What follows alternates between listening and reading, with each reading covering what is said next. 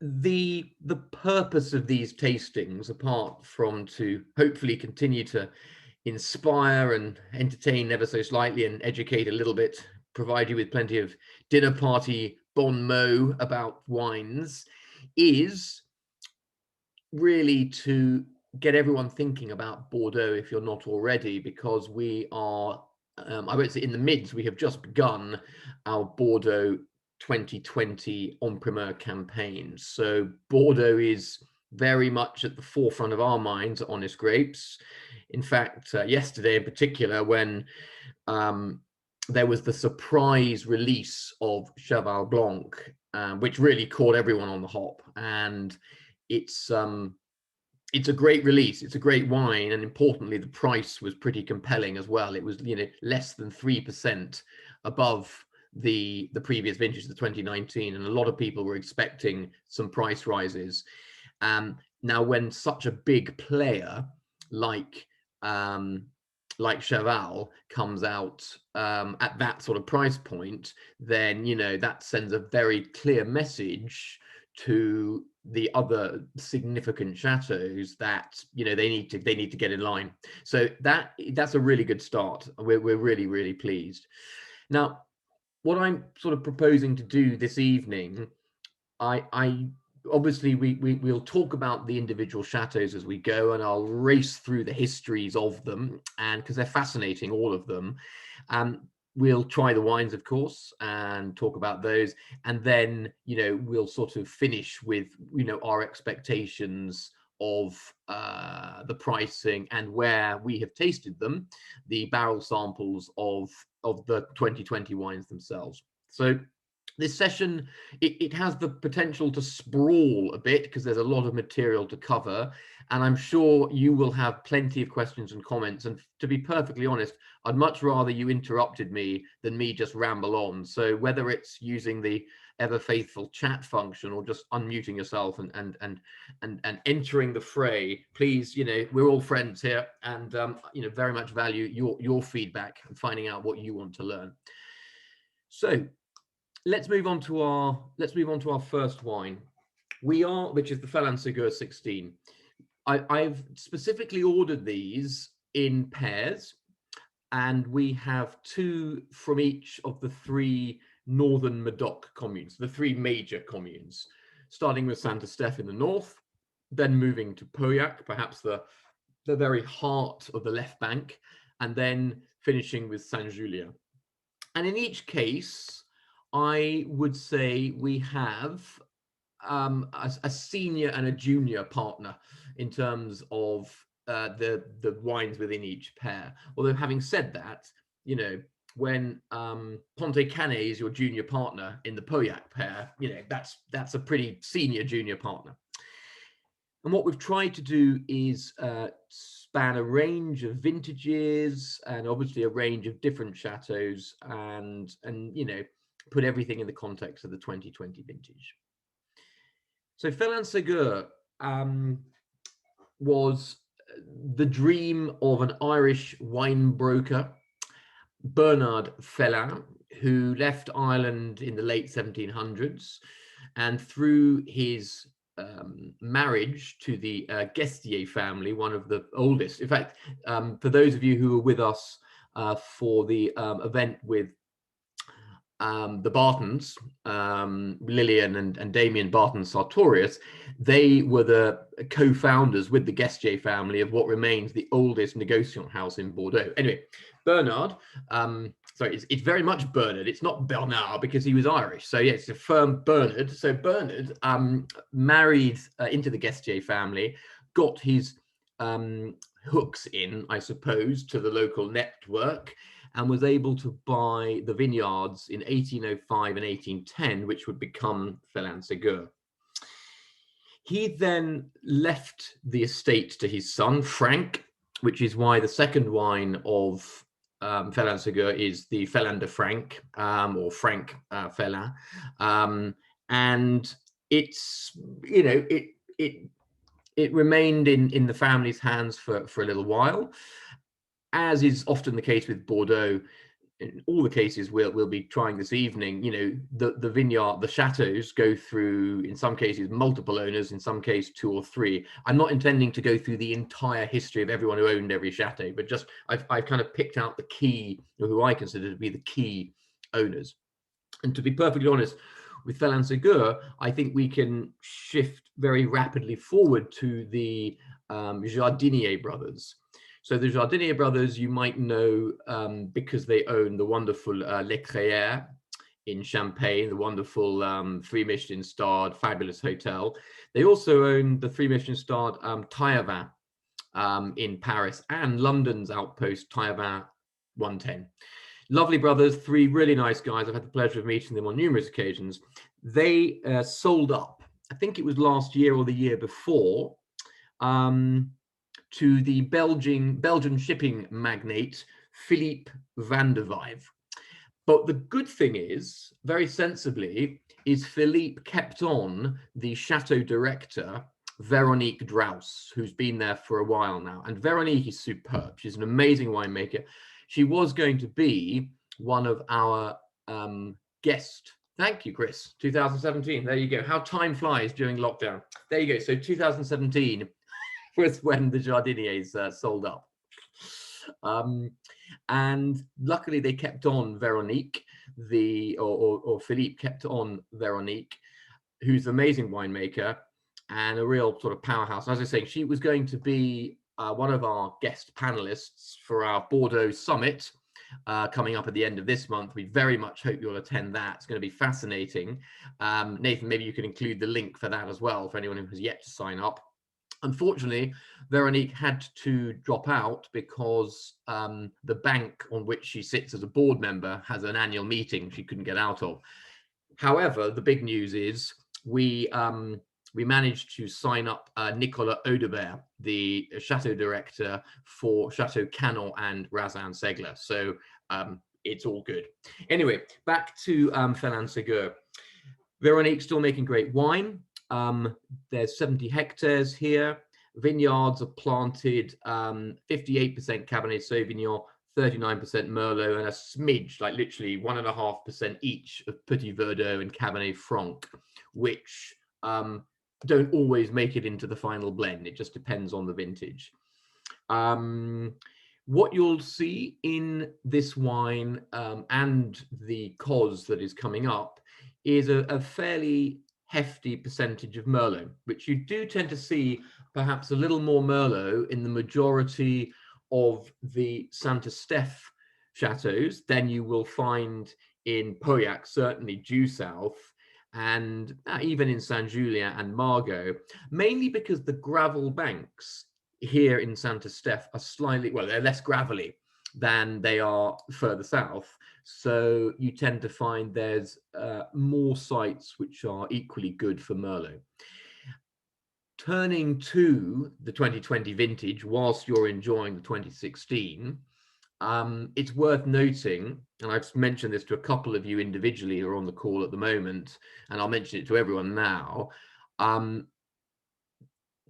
2020 vintage, I'm not going to call it a Merlot vintage, but the quality of the Merlot in the blends, whether it's the main backbone on the right bank or it's a healthy percentage on the left bank, is for me critical to understanding and appreciating the vintage and also explaining the quality of the wines. It's a very, very good year for Merlot. So it shouldn't come as a surprise that the wines of St Estephe, which tend to have a slightly higher Merlot component, here we are up to more or less 40%.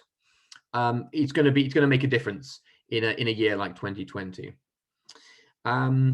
16, is an amazing vintage.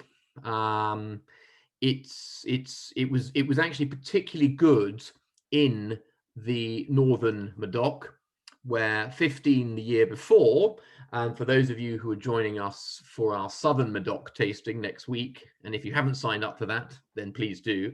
2015 was a better vintage in the Southern Medoc. So it was very good in Pessac, was very good in Margaux. It was also extremely good on the right bank. But 2016 really excelled in the northern Medoc. So, you know, particularly St Estephe and Pauillac, I think, had particularly successful years.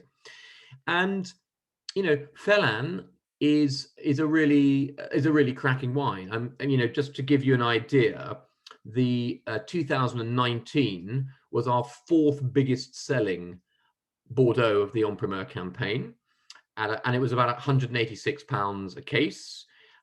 It got an astonishing 96 to 97 points from James Suckling. So, you know, thank you very much, Chris. And I was about to say, this is great. We're in tandem here this evening. Exactly. And Suckling has given the 2020 just shy of that 96, 97 score, 95 to 96. And we are anticipating the price to be, we think, between 195 and 240. Thank you, Nathan. Oh, this is great. I didn't need to bother doing all this. Everyone's done it for me. Brilliant. Anyone else want to join in? It's absolutely fine. I can just go and have my dinner, actually. So we're on the 14 now. What are your thoughts? Sorry, the 14. We're on the 16 now, rather. You know, it's still very youthful, but it's such a great vintage. It's you know, it's certainly up there in the same style and quality as 19 and 20, possibly a touch more structure, a touch more density in the 16. You know, this will last for a long time. What do people think on this? What are your thoughts?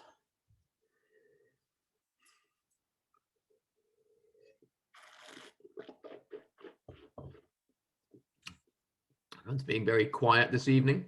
Well, okay. It's being very well behaved, Tom. I agree with you about the structure. It's very sort of classic St Estephe, but it's still very young, but it's not brassy in any way.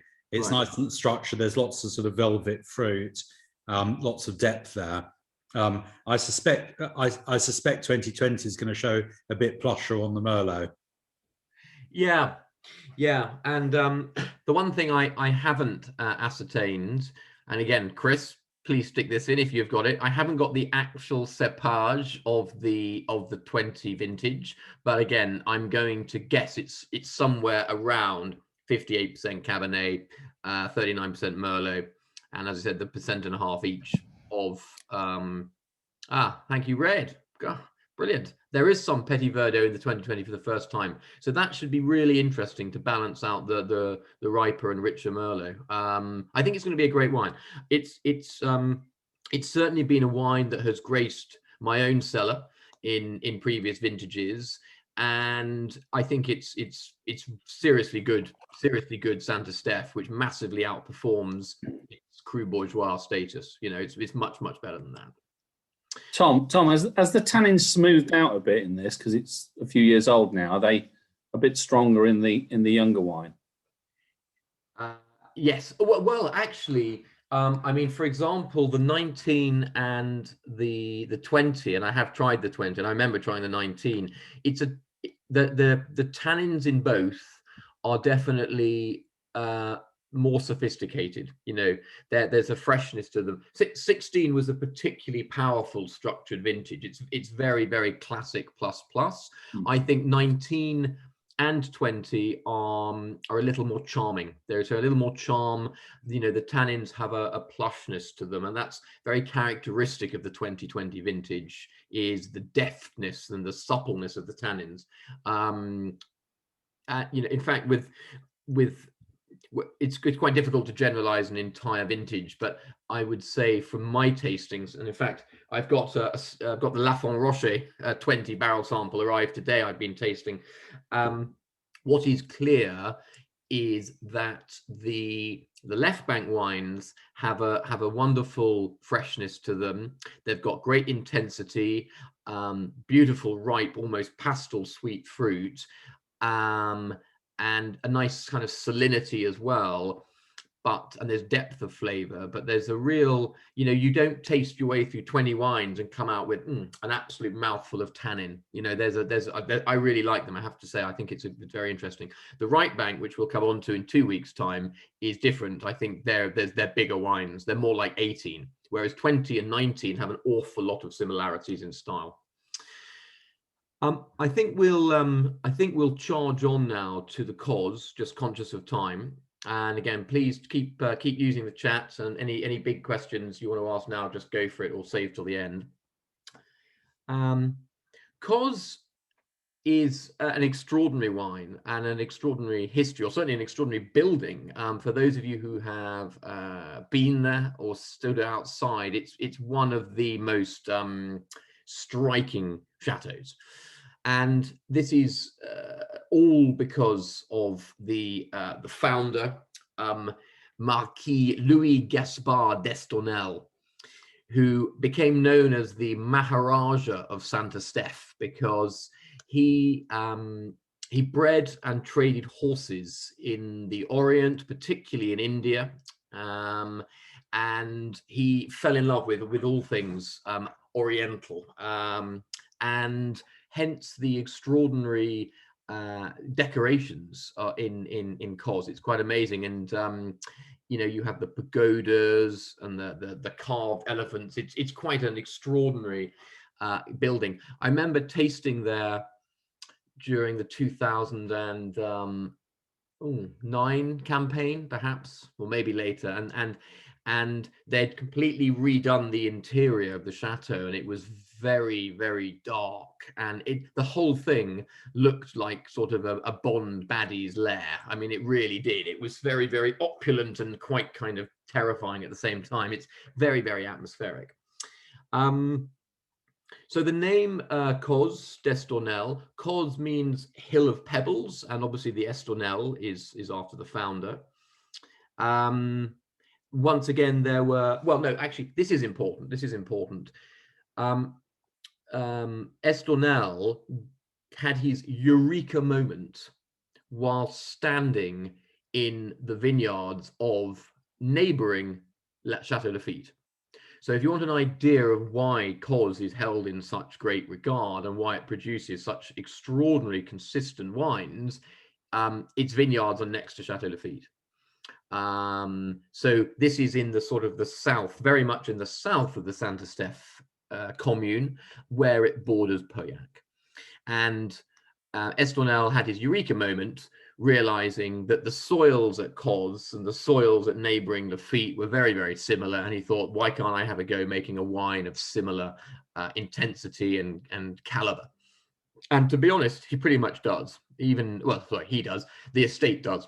You know, it is a second growth, classified as such in 1855, and yet it very consistently scores as highly as the first growth. It really does. I mean, it's a top second growth, frankly, and obviously it's rather less expensive than its neighbor Lafite, for scores which are often exactly the same, sometimes higher.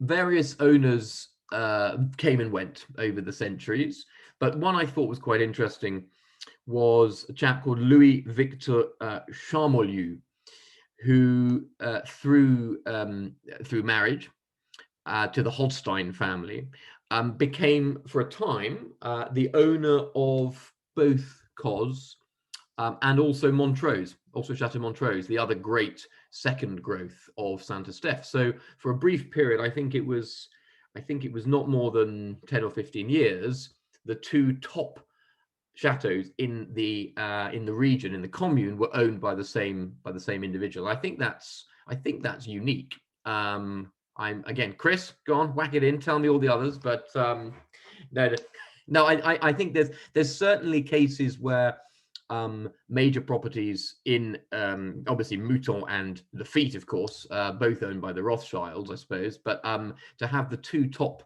estates without parallel being owned by owners is quite unusual. One other noticeable thing about Cos is how well it performs in all vintages. You know, you very rarely drink a bad Cos. And you know, the 2014, which you're hopefully enjoying now, was the first of a trio of great vintages, but perhaps 14 is more seen in along the lines of 1988, you know, when you then had 89 and 90, it seems in most people's opinion to have been trumped by the 15 and 16.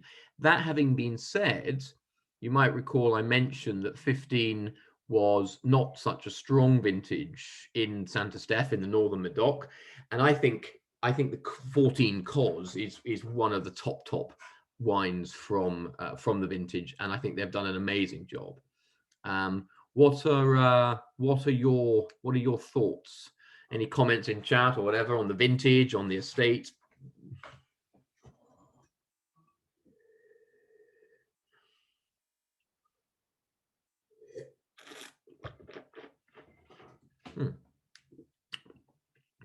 Distinct truffle smell. Yeah. Well, here the blend is 65% Cabernet Sauvignon, and normally either the remaining 35 is Merlot, or they have a little bit of Cabernet Franc as well. In the case of the 14, you've got 2% Cabernet Franc. But once again, note the pretty healthy Merlot component, 33% in this case. Last year's 98 to 99 point James Suckling rated wine was 65 Cabernet and 35 Merlot. The reason I'm referring to Suckling, by the way, is no specific, you know, that he's our preferred critic or anything like that at all. It's just he's the only one who has reviewed both 19 and 20 at the moment of the British critics.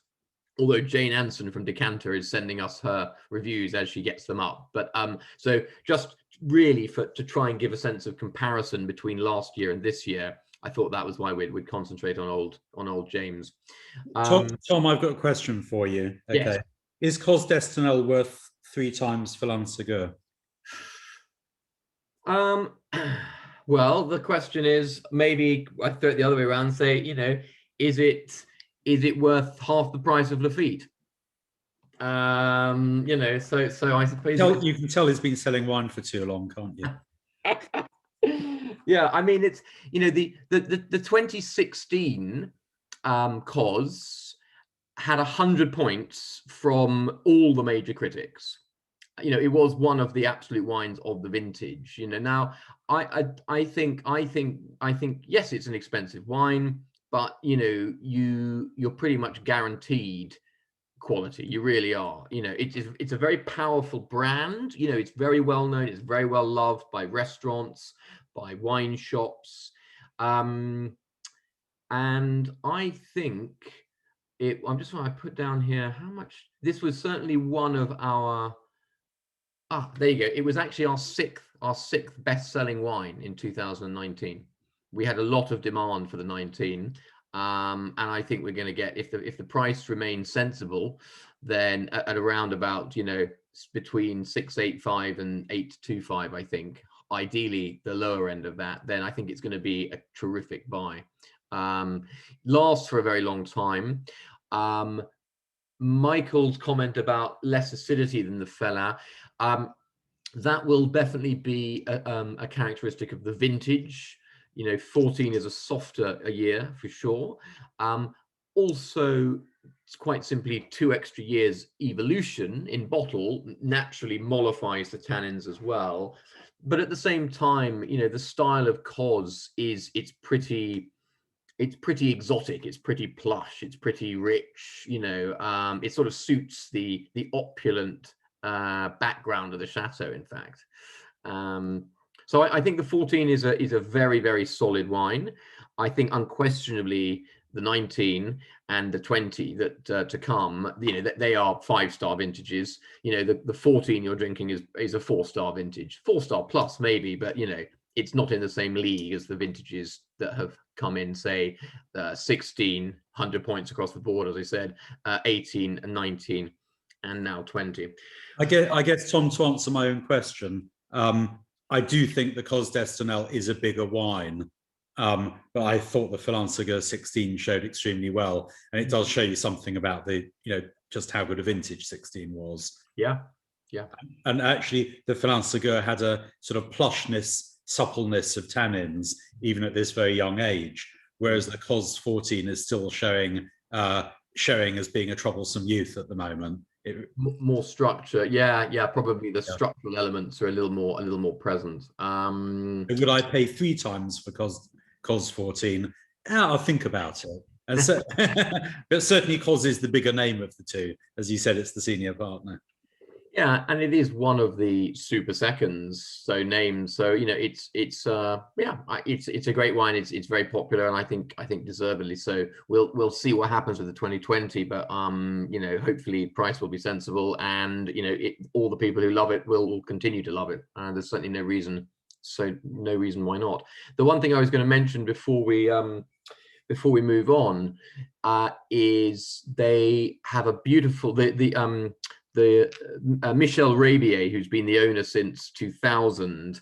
Rabier, is quite well known for a number of rather smart resorts, hotels, and stuff. They have really renovated the Chateaux on the property, which is a beautiful old Chateaux, and it sleeps, I think, up to 8 people. And it's ferociously expensive, but for an absolutely amazing place to go and stay and to be based in the Medoc. Forget staying at Cordillon Barge up the road by Lynch. This is a real treat yourself. And certainly when I'm organising Bordeaux trips for small groups, we always try and make sure that we can stay here for at least a night. Because it's pretty special. And of course, it comes with a dinner and everything, with the Chateau director and all that. So some perks, a much better loaded mini bar than normal, put it that way, Good. Okay. Well, let's head south to Pauillac, to the Pontet Canet 2012. And for many, understandably, Pauillac is the heart and soul of Bordeaux, full stop. On the left bank, it is very much in the center. It does have, arguably the greatest sites for Cabernet Sauvignon in the world. And you've got the famous names. If you knew one commune in Bordeaux, or the wines of one commune in Bordeaux, then it would be Pauillac. Not least because you've got 3 of the 5 first growths are located here: Mouton, Lafite, and Latour. So it's understandable that there's such a reputation around these wines, and such. It's definitely a bucket list to do the drive up the road, and see all these amazing chateaux on either side, with the best of them having the vineyards that go pretty much down to the Gironde River.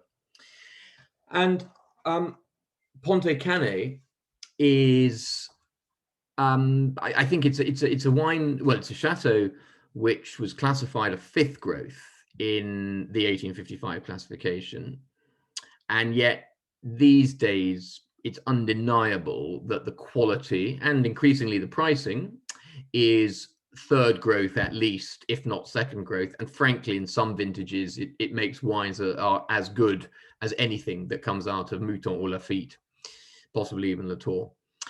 So Pontet Canet, the history here, was originally owned by Jean-François de Pontet, who was the royal governor of Bordeaux in the early 1700s. And that's where the Pontet bit of the name comes from.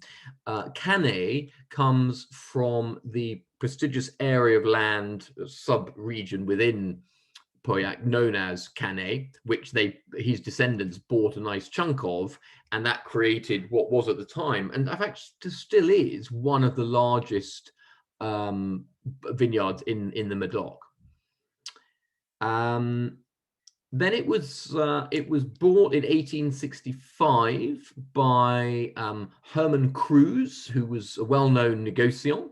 You'll notice throughout there's an awful lot of interplay between being a chateau owner and owning a wine merchant negociant business. It's very common for the two to become entwined. And with Pontet Canet, the next family to buy, who still own it, the Tesseron family. So Guy Tesseron bought the chateau in 1975. And if I'm absolutely honest, it was really only when his son Alfred took over in 1994 that people, and even then it wasn't immediate, but people started to view Pontet Canet as more than just a fifth growth that they hadn't really heard of. And you can drink earlier vintages of Pontet Canet. They're not terribly exciting, to be perfectly honest. But why has Pontet Canet gone in stature from fifth growth to second or third? I think second is fair, if I'm honest.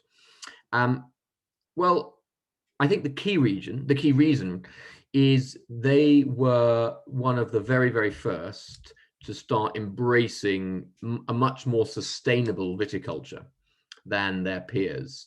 So Jean-Michel Combe, the long-standing chateau director and head winemaker who left last year after 31 years at the chateau, was a true pioneer. He's a very diffident man, as so often these great winemakers are, and yet he absolutely pushed the agenda from the start to become organic.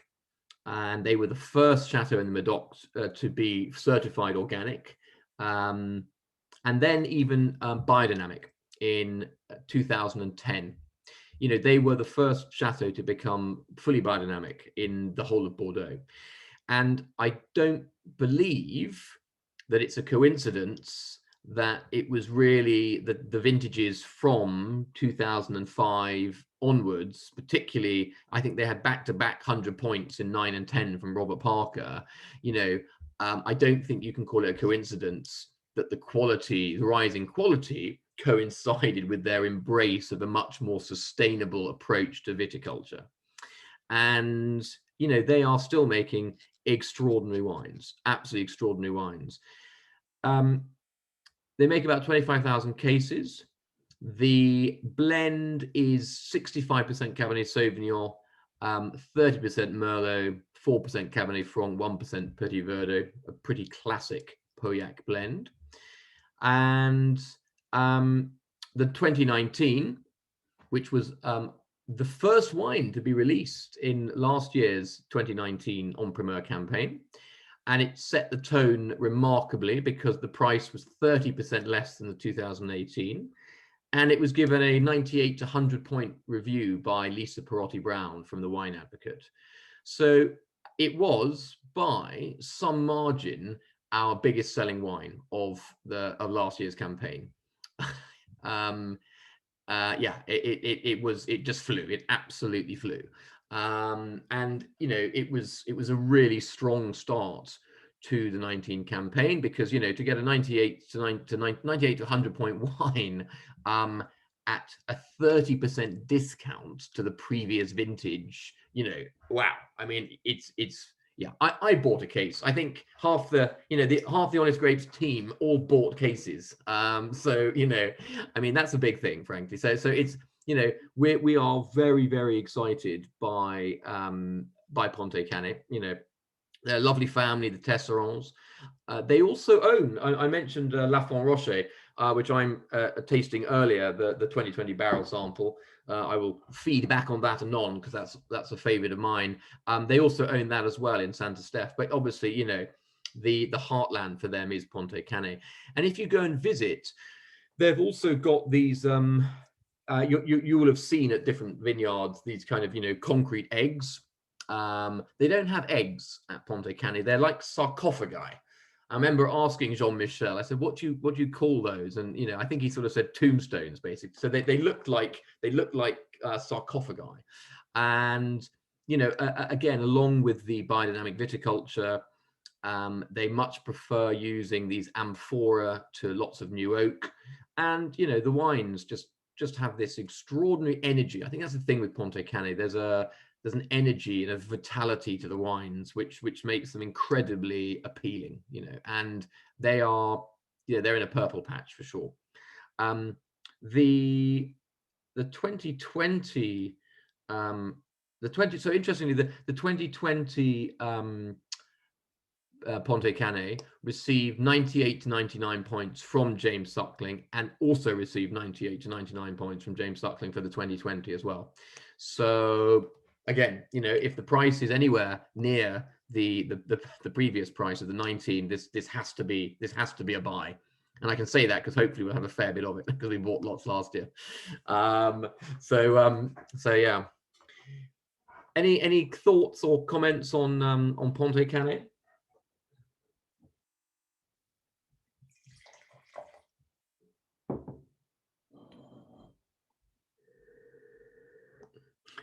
So did I, Nathan. I think so did Red for sure. I think those. Oh, hang on. What was it? Michael? Dare we open Pontet 05 and 09? That's a good question. I would go with the 09 ahead of the 05, although the 09 is a better wine. So I mean they're both great, but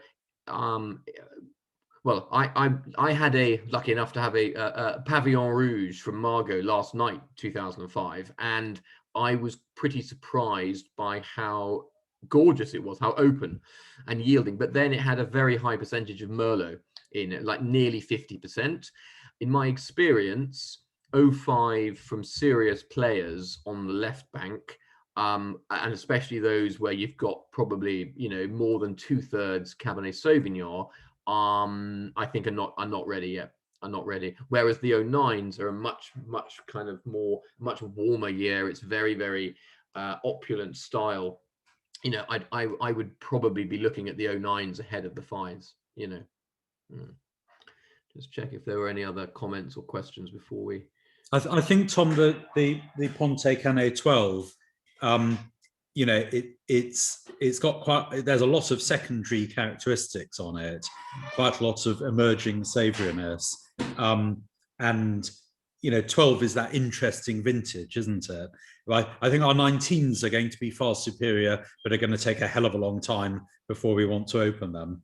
The 12, I can actually see, you know, it's definitely on the young side now, but I definitely tuck into it and, you know, start drinking it in another 2 or 3 years, actually. I think it'll come together sooner.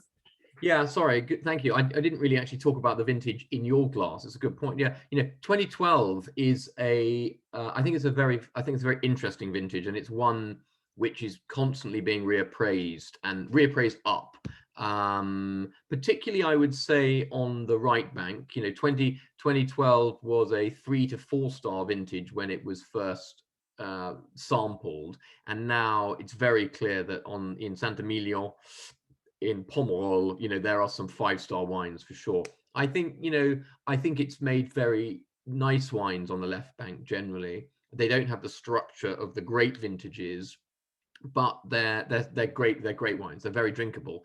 I mean, interestingly, Neil Martin scored the 2012 Pontet Canet 94 to 96, and you know, Neil is by no means as generous in his scores as some critics. So I think that's, you know, that's a pretty telling sign that even in a you know, 3 to 4 star vintage, Pontet Canet can still really excel.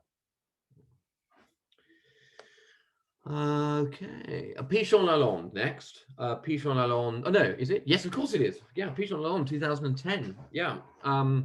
Now, for those of you who were lucky enough to join us for our wonderful session with Chateau director Nicolas Glumineau from Pichon Lalande, you know, you'll know how enthusiastic that we got, you know, about this chateau. This was again a brilliant history.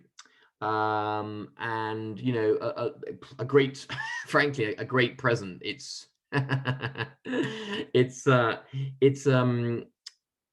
second growth, although rather like Cos, regularly performs alongside the first growth, on occasion even excels. I think the 2019 Pichon Lalande was several commentators' wine of the vintage. It was certainly one of the wines which Neil Martin gave a 98 to 100 point score to. So, you know, it's definitely up there amongst the super seconds as probably the most super of the super seconds. I certainly had to say that when Nicholas was on our call the other week, obviously. But I mean, it really is a tremendous wine. A quick rundown of the history again. It was the daughter of the founder, Therese de Mesure de Razon's dowry when she married Jacques de Pichon Longueville, who was the first president of the Bordeaux Parliament. When his son, Baron Joseph, died at the ripe old age of 90, the estate was split between the three daughters and his two sons. Now, the Pichon Lalande bit of the property was inherited by the three daughters, whereas the Pichon, what we now know as Pichon Baron, was inherited by the sons. So Pichon Comtesse, the daughters, Pichon Baron, the sons. Kind of makes perfect sense when you explain it like that. And then the three daughters ran it into the 1840s, and then the next figure of note, again, various people passing along the way, ownership, but the next person of note was another inspirational woman, which was May Alain de Longuessin, who bought it in 1978, and she was she was as great. I mean, she's still alive. She's fantastic. She's now making amazing wines out in South Africa. But as stalwart a figure as someone like Philippine de Rothschild or Corinne Menzelopoulos at Margaux, it's really fascinating how a number of really high-profile chateaus have become so because of very enterprising women. For those who think Bordeaux can be a bit sort of, stale, male and pale, I think it's a bit unfair when you look at the history of some of these great chateaus. They've had extraordinarily important women at their very, very heart. In 2007, it was sold to Frédéric Rouzard, who owns Roederer. And Nicholas, you might recall me mentioning those who were there. He came on board as from Chateau Montrose. He came on board as the Chateau Director in 2012. In terms of location, again, if you're trying to explain the quality of the wines, if Cos is neighbor to Lafite, Pichon Lalande is neighbor to Chateau Latour. They're next door to each other. So once again, you can't help but notice how quality is located in specific areas, even within subregions. They are experimenting with biodynamics. They have some parcels which are organic, and but they are more conventional, at least on the label, in terms of their winemaking than Pontet Canet, for example, we've just discussed. The key to Pichon Lalande is the quality of the Merlot, and it was quite evident in the tasting that we did previously with the Chateau that you get this gloriously soft, perfumed, supple, and yet rich and still powerful and dense wine. But they're very, I think it's a very hedonic wine, Pichon Lalande, unquestionably, and a vintage like 2010 is probably as structured and sturdy as you will find from the Chateau. If you compare it with the 9, the 15, even the 16, there's a bit more softness. I don't know what people are experiencing now with the 10, but for me, it's a slightly more angular Pichon Lalande. It doesn't have quite the femininity, quite the sort of supple texture, the sweetness that you often associate with Pichon Lalande. I don't know. What do people think?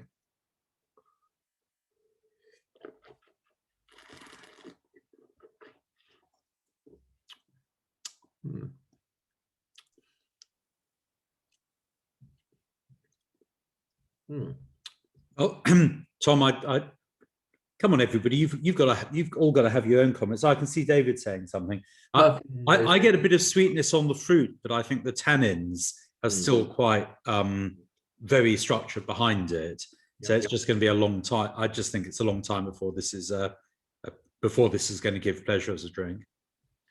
Yeah, it's certainly if well, when you talk about awkward adolescence or just it's going through a slightly dumb phase. I mean, 10 is a great vintage. This was let's have a look.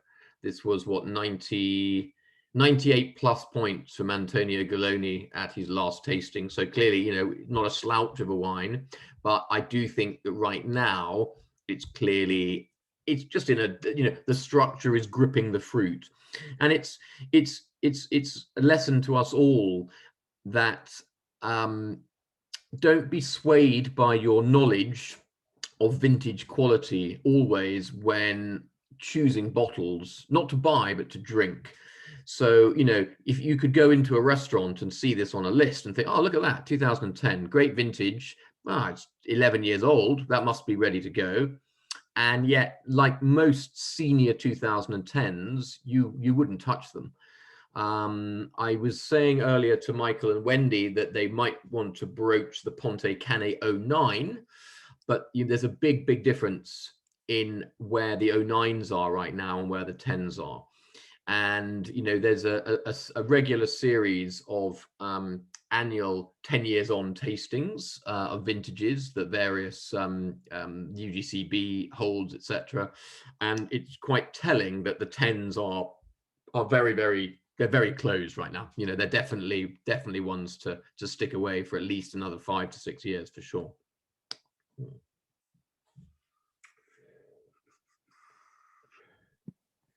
Tom, I think you've hit the nail on the head for the amateur drinker there. It's not about buying the wines, it's when to drink them. And that is the real difficulty for, people like me, the amateur, who is because you go on instinct and you, exactly as you said, you think it's been in the bottle for 10 years, it must be fine.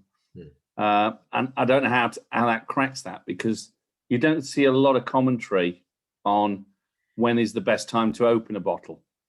Yeah, it's a really good point, Chris, and it's a bit of a bugbear of mine looking at how major critics, good ones, when they you get a barrel sample review, you get an in-bottle review, and then maybe you try a bottle at somewhere down the line and you might get 3 reviews.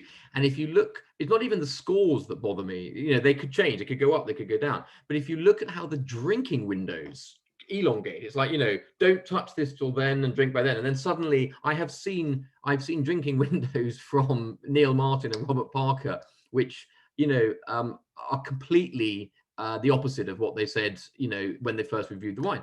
Now, of course, it's entirely possible that a wine's evolution changes, the journey you think it's on speeds up or slows down. But you're absolutely right. If you've got cases in your cellar, then you want to know when it's good to drink, not that at some point it could be good.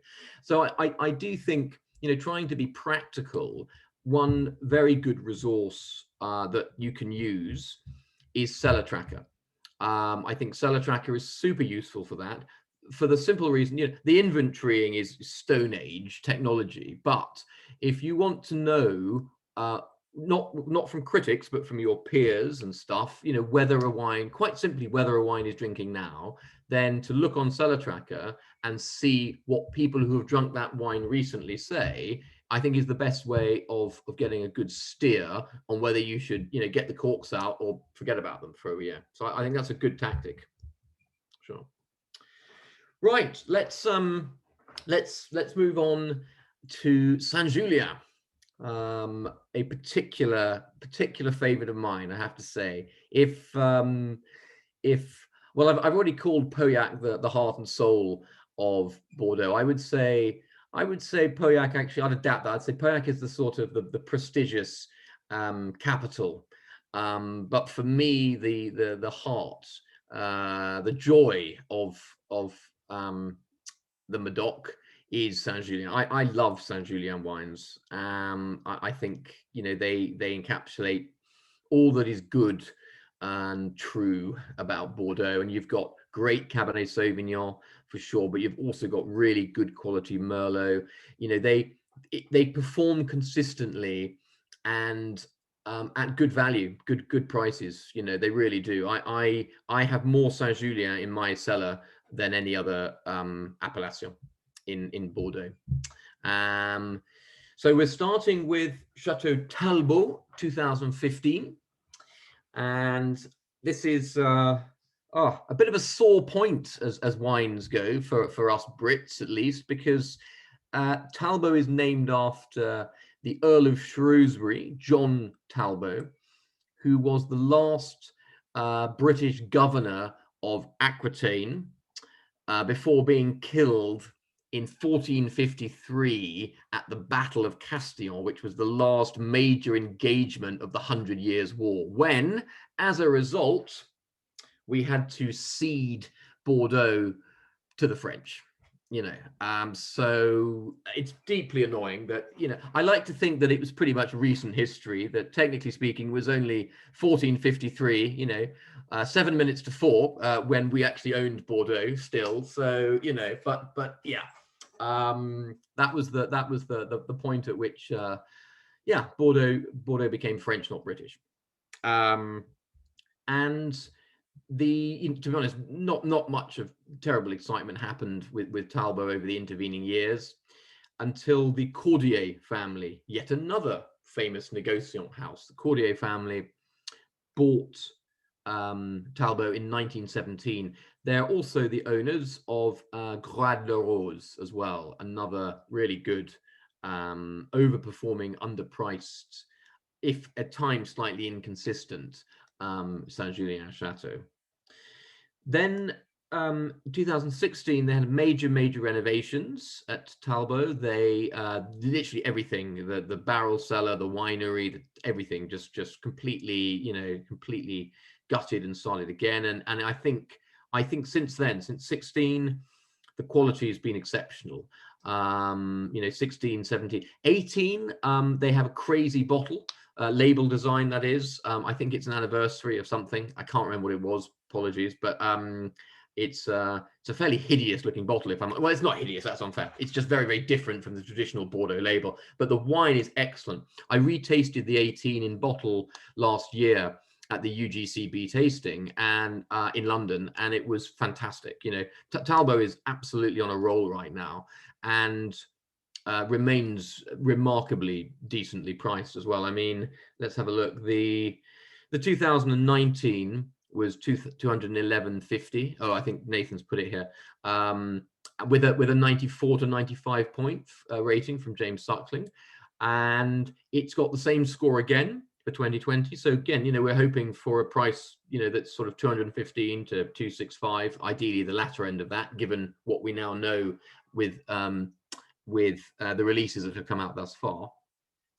And the two sisters, Lorraine and Nancy Cordier, they still are the vineyard and chateau managers at the estate, so it's kept within the Cordier family. Couple of things to note about Talbot, and I think this is probably going to become increasingly important given these very dry, very hot years.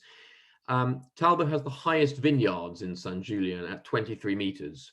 So this elevation will obviously ensure a degree of freshness, both in terms of the winds, but also the diurnal temperature difference, you know, cooler at night than the day, which will, you know, help preserve freshness in these increasingly hot years.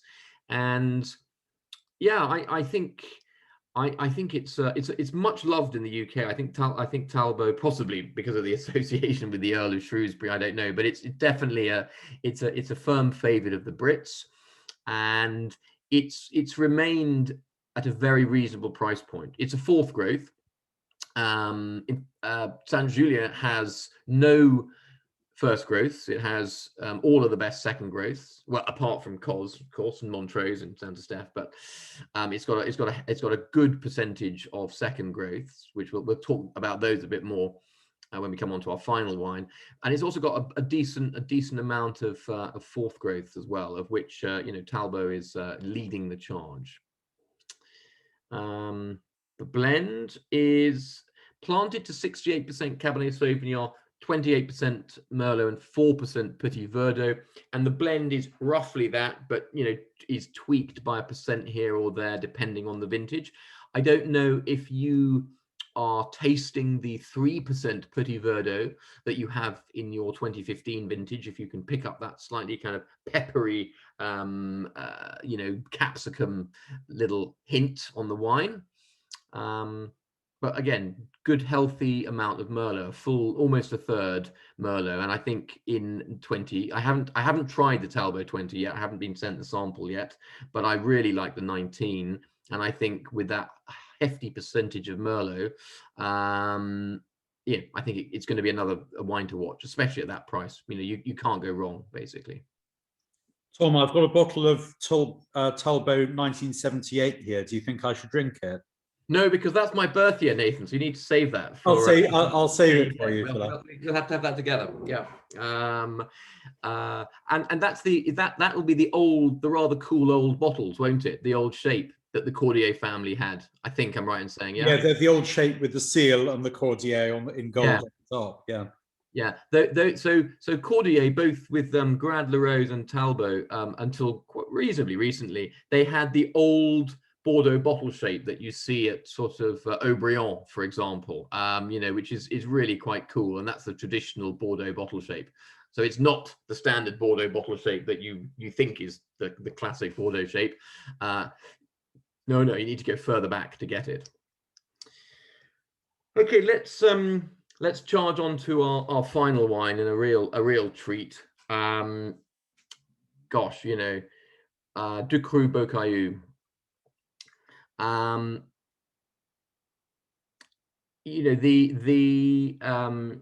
2014, back to the trio of great vintages, or top rated vintages, 14, 15, 16.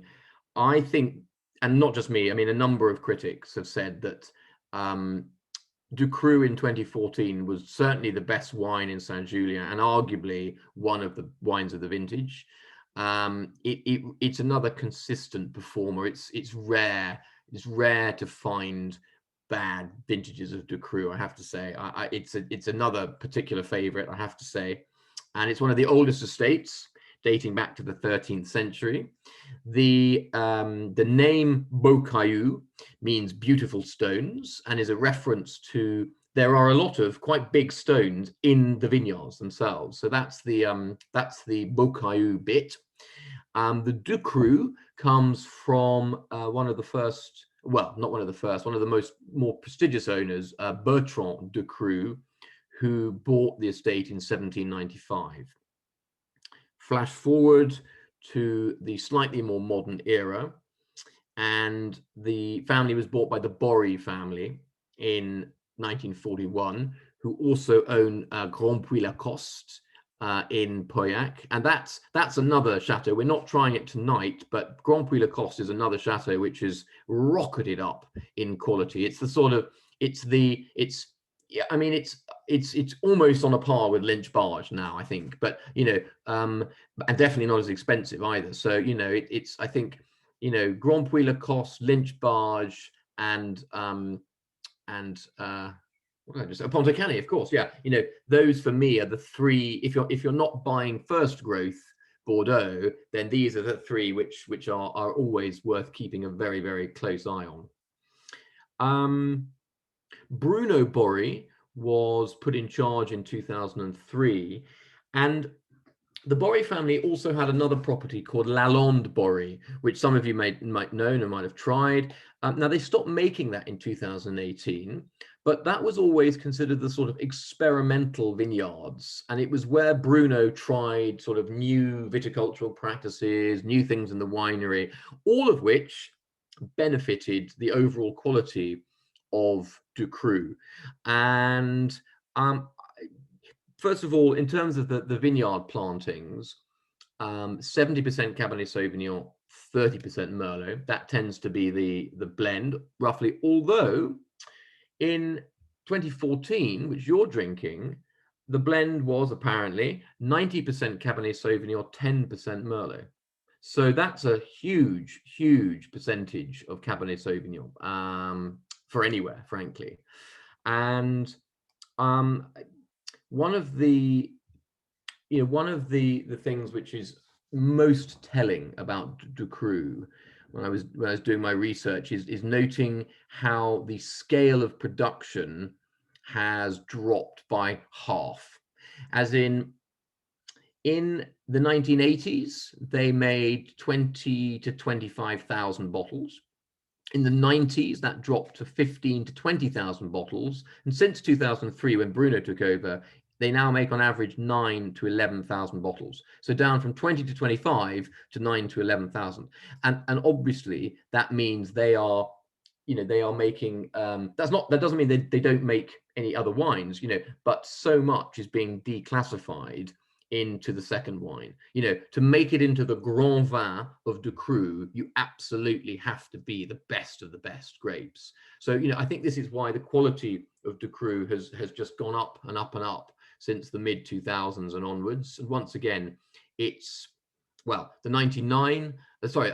2019 was a 99 to 100 point wine from James Suckling, and the 2020 98 to 99.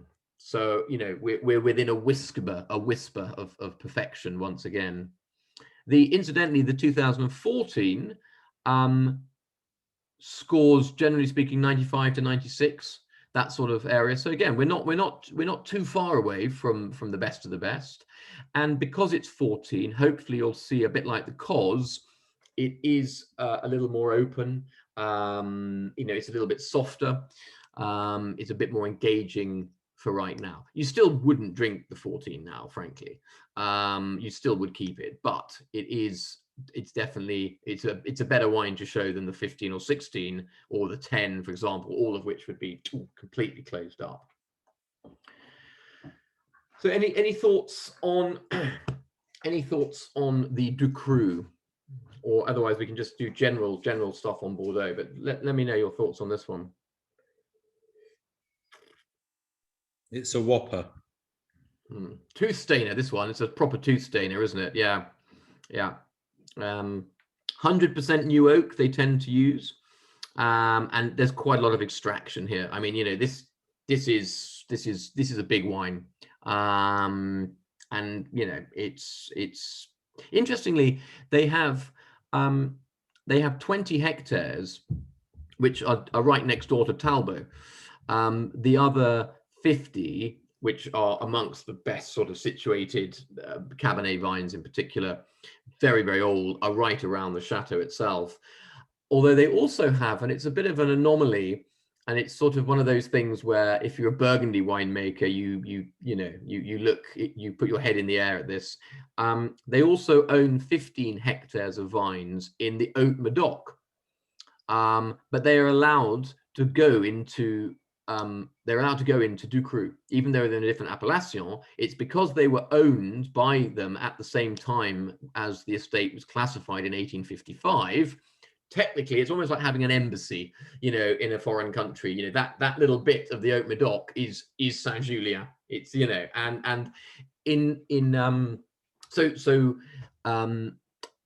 the Boris they can use grapes from those vineyards in the first wine of Ducru. In practice, I'm not sure they do very often. And obviously, because they are declassifying, 60-70% of the overall production out of the Grand Vin, I think it's unlikely, unless there's a very good reason for it to be put in, that it would make it. But they can if they want to. It's legal to do that. It's like us owning Gibraltar and the Falkland Islands, isn't it?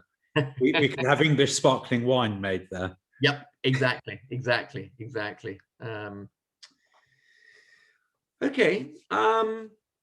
Gosh, we've raced. Feels like we've raced through that hour. We did start at 6:30, didn't we? Gosh, it's just flown. And I'm conscious I've bombarded you with lots of facts and figures and histories and this, that, and the other. But I genuinely appreciate your comments on the wines, your thoughts on Bordeaux, your thoughts on the upcoming campaign. What's going on?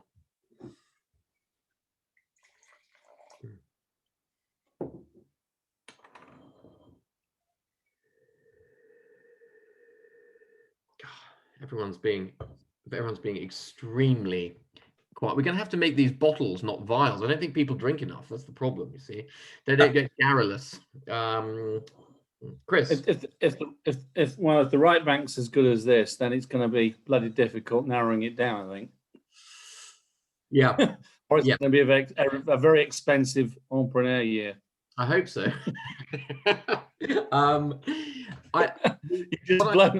You just completely changed what I had written down as what I was going to go for this year. So, well, I mean, we've still got the Southern Medoc. We've got the Southern Medoc to go next week. We've got the right bank the week after. What I am definitely seeing is, as I taste more of the 2020s, that again, being a little bit of a generalization here, I think that 19 and 20 are really quite broadly comparable on the left bank, whereas 20 and 18 are probably more comparable on the right bank. So there seems to be an extraordinary intensity and power to the Saint-Emilion's had an incredible year and some great Pomerols too. I think even Jancis Robinson wrote, this is the year that I fell back in love with Saint-Emilion, for example, with the 2020 vintage. But certainly tasting right bank versus left bank, there's an elegance and a finesse to the left bank wines. Whereas the right bank wines, they have a freshness, but they also have incredible concentration. So they are great wines, though, Chris. I'm not gonna lie. It's not like 14, 15, and 16, where you have a trio of good vintages where two are definitely in the lead, 15 and 16, or like 88, 89, 90, trio of vintages, but 89, 90 clearly the form horses. No. In with 18, 19, and 20, you have got three great vintages. And it's been interesting seeing that Lafite seems to be pulling ahead as the favorite in terms of the best reviewed first growth, at least from Jancis Robinson and her team. And I think last year possibly Mouton had Lafite by a nose. So it's clearly going to be matters of degree, but there's some great wines coming up. So we're very excited, I have to say. And if they all come out at prices with a similar price hold as the Cheval Blanc, as in within few percent, then there's absolutely no reason why you wouldn't pile in again. Tom, shall I comment on my tracker for availability and prices? Yeah, sure. I mean, it's very, very early days so far. I just stuck in the chat that we've only released 4 wines so far, of which clearly Chevalier Blanc is the white horse that bolted out of the stable very early yesterday. And the other ones, Auvresson, Tour de Bie, and Angleday, happen to be favourites of Tom and me that we thought were good value to come out early in the campaign.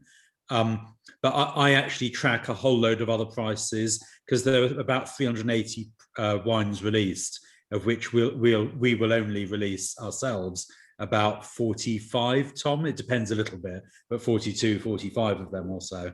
But I have a bigger database where I monitor all of the pricing and availabilities. The overall message, but it's very early days, would be that in most cases the prices are within a few percent of last year.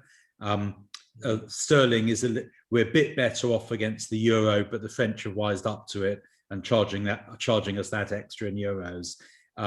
Cheval Blanc, I put Chevalier, sorry. Cheval Blanc came out, what was it, 4% above? Was it 4% above last year? Something like that. No, 2.8 less. 2.8%. But the other side of it is that it's a bit patchy and a bit early to say, but we certainly saw it on Cheval Blanc yesterday that the releases are about 20% lower than last year. Mm-hmm. So because Honest Grapes has been growing as a wine club, we need more and more wine each year, but the allocation goes down because there's less wine. And so we actually got about 20% more. We were offered 20% less and we got 20% more, but we needed 50% more. if you see what I mean. That's a little bit complicated, if you get my idea. So I think it's too early to tell, because that was the first and only of the big wines to come out. But that says that I don't want to be one of these people who just says fill your boots, but please fill your wish list in, so that so that the team knows what wines you particularly want, because it's quite hard on the day when they come out on wines that are heavily contended like that, to make sure we have enough for people. And I think, Tom, we've sold all of the Cheval Blanc. Yep. Might be one case, but to be honest, we've got a waiting list of people, because our club is growing. We need more wine, but we're being offered less. And actually, the French just don't think that way. They just say you can have what you had last year minus 20% because there's less wine. So it's actually quite a battle for us. And actually, one thing with filling in your wish list, as some of you have done, and thank you for that, is if we can clearly see that we have greater demand for a wine which we have a very good idea what allocation we'll get, then it means we are pre-warned, and we can go round to the negociants and say, look, we're going to need some extra of this wine. It's far better to do that beforehand than to try and get the cases after the wine's released and everyone's trying to get hold of it. If we are able to say, look, please, can you put us down for an extra couple of cases, then we will get them, basically. So that's very helpful. Michael, your comment, your question, is it a year to buy Pomerol? Yes. I mean, I'll be honest, I've only tasted a handful. Vieux Chateau Certain, stunning. L'Evangile, incredible. Can it equal its last year's sort of 98 to 100 point score from Decanter? I think there's only one of only 3 wines that Jane Anson gave a potential top score to. I think L'Evangile will definitely be one to watch. I think that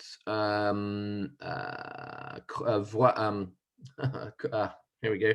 Croix de Gay, absolutely, is really exciting. I was also taken, I think the bottle's no longer here. I was also taken with Chateau Le Prieur and Chateau Le Point as well, which I'm less familiar with, but they were really, really good. So yeah, and we often flirt a bit with Conseillon too, ever since the new head of the Chateau winemaker, Marielle Cazot, took over a couple of years ago. Chris, you'll tell me it's 2018, but I'm going to go with 2019, I think. She was at Petit Village, which is the Pomerol, which was owned by AXA Group, so under Christian Seeley's auspices, along with Pichon Baron, etc. But that was sold to someone else quite recently. But anyway, Marielle left and is now at Conseillon, and I think the quality there has been tremendous. So I think, yeah, my form horses, as it were, for Pomerol, L'Evangile, for sure, Conseillon definitely, and Vieux Chateau Certain as well is always a winner. There's always a Pomerol premium, isn't there? It's a small area, and the wines are never cheap, but when they're stunning, they're amazing. Good. Well, any further comments or questions on these wines, on Bordeaux generally? If you have, just unmute yourself and go for it. Otherwise, I will just say very much looking forward to next week's session, Southern Medoc. We have some wonderful wines from Margaux, Razin Segler, Giscourt, Pessac Léognan. I love Pessac. I think reds and whites phenomenal. And then we will be looking also, of course, at Sauternes as well. We want to crowbar that in somewhere. Doesn't tend to be a region that people buy a lot en primeur, because frankly the prices don't tend to move a tremendous amount, but when you consider wines like Laforêt Périgueux, for example, these are first growths at 50 quid a bottle, or less. I mean, it's there isn't a better value wine region in the world in terms of its rating, critical acclaim, position versus its price point than Sauternes. So we'll have quite a fun session next week. Again, if you haven't signed up for that, then please do. And if you can't join us for it physically, then like a number of people this evening, you're welcome to take the kits and then drink along to the commentary at your leisure. Good. Okay. Well, in that case, team, lovely to see you all. Thank you very much for joining. Keep in touch, fill in the wish list, and do join us for the summit as well on the 25th. That's just bring a bottle. We've got some great people for that. As I said, we've got Nicolas Audebert. You know, you won't find a more on top of his game winemaker than Nicolas now. I mean, Canon and Razin Segler are just, you know, going through the roof right now. We've also got our good friend Gavin Quinney joining us from Chateau Bordeaux, and as you know, Gavin writes the vintage reports for Jancis Robinson, for LiveX. So, and also he has no skin in the game, as he likes to point out. He doesn't sell wines en primeur. You know, his wines are at the £12 a bottle level, so he can be honest and open and critical about a vintage without worrying about, you know, its effect on his sales. And then we also have a good friend, Chloe Ashton, who's the COO of Wine Lister, which is obviously a brilliant wine review site. And Chloe is fantastic. She's lived in Bordeaux, knows a lot about Bordeaux, has just written a piece on Bordeaux for, I think it was World of Fine Wine magazine, and she's going to be joining us too. So we've got a really all-star cast, and we hope you'll come along too. Good. Well, as I said, lovely to see you all. Thanks for joining, and hope to see you all next week.